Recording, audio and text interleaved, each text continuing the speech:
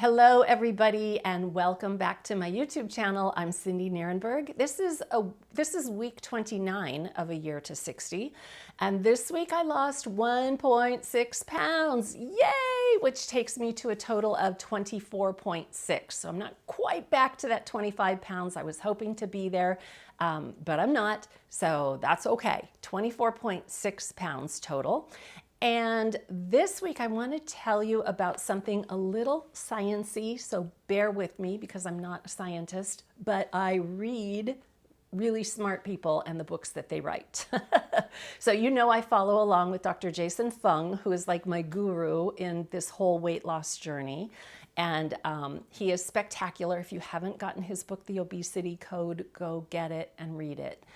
This week, I'm really kind of diving into another doctor, Dr. Benjamin Bikman, who wrote a book called let me put this in front of my face, Why We Get Sick.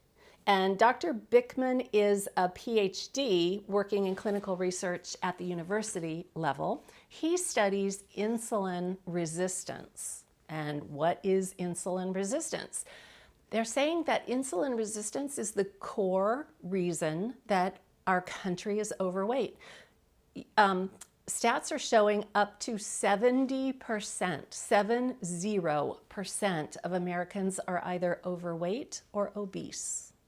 That is a phenomenal statistic. And why? He's saying it's because of insulin resistance. And insulin resistance shows up in a couple of different ways.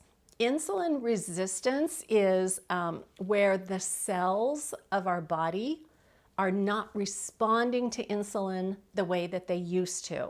It's like the response has been dampened a bit. I kind of think of it like a drug addict who needs more and more of a particular drug to reach that same high that they got initially.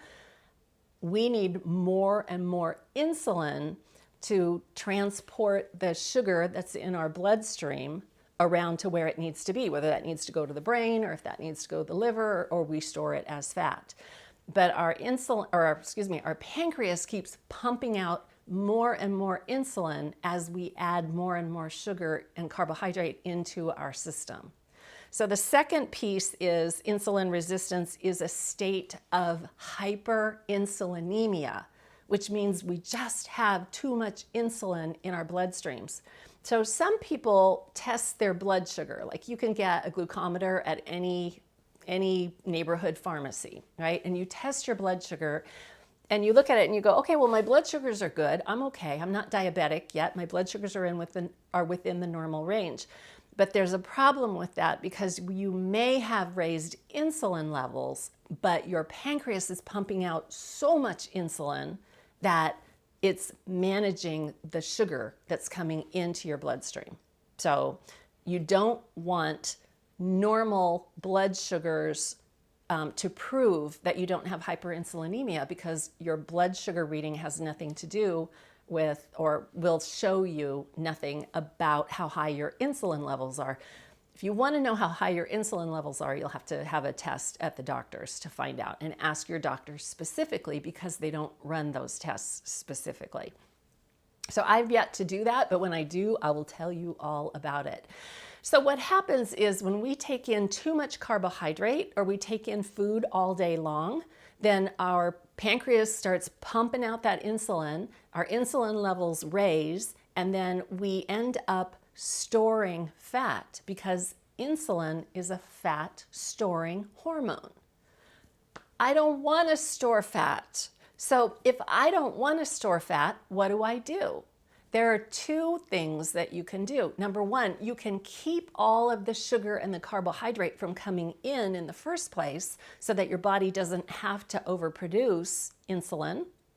And that is by following a low carbohydrate diet. So your body will always produce insulin anytime that you eat. So if you eat, a piece of steak, you're going to have an insulin response. If you eat a Snickers bar, you're going to have an insulin response. The difference is you're going to have a huge insulin response with the Snickers bar because of all the sugar and the carbohydrate. You're going to have much less of an insulin response with the steak. So to keep your insulin levels down, you want to keep the carbohydrates lower. And that's why I call my diet low carb-ish. So I can eat, low carb, meats and proteins and vegetables and fats, and occasionally, like, I can have some fruit, or I try to stick with healthy whole foods except on special occasions. We had a birthday and I had birthday cake, and I'm not sorry. Sorry, not sorry. The second way that you can keep your insulin levels down is to have longer periods of time between when you eat, because your insulin raises when you eat and then it comes back down, and then it raises again when you eat again, and then it comes back down. And we have a nice long insulin decrease at night because we're fasting while we're sleeping. So our insulin is always lower in the morning, which is why they often have you take fasted insulin and lab work. So if you can decrease the amount of times that you're eating during the day and increase the amount of fasting between those times, then your insulin level will automatically come down. And if you combine a lower carb approach with less eating episodes, it's the winning deal. And that's what I've been doing. To lose this almost 25 pounds, that's what I've been focusing on. Am I perfect at it? Heck no. You guys see me go up and down and up and down. But weight is not the only factor. And that's pretty much the factor that I chose to report to you. So there are other factors, body size. I've told you along the way that inches are coming off, and I just feel better. I just feel like I have more energy.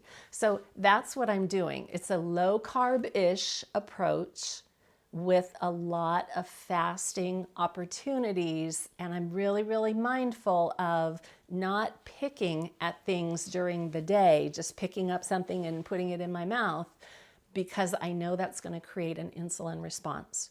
So this week, I want you to really pay attention, like, how many times do you think you're spiking your insulin in a day? That would be a great exercise for you to do. Just how many eating opportunities are you doing? Just make a tally mark and find out, am I eating breakfast, lunch, and dinner? Or am I eating breakfast and then I have a handful of nuts, and then I take a bite of the kids' food, and then I have lunch, and then I have to have a little snack? And before I was really paying attention, I probably ate all day long. I probably just grazed all day long. I think I've done that most of my life.